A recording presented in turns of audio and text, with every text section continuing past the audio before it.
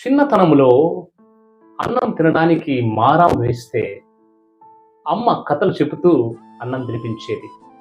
రాత్రి నిద్రపోకపోతే తాతయ్య నానమ్మలు కథలు చెబుతుంటే పిల్లలు హాయిగా నిద్రలోనికి జారుకునేవారు.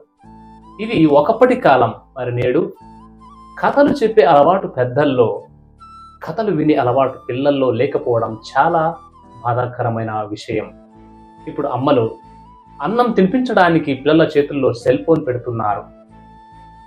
రాత్రి నిద్రపోకపోతే అర్ధరాత్రి వరకు సెల్ ఫోన్ పిల్లల అరచేతుల్లో దర్శనమిస్తుంది.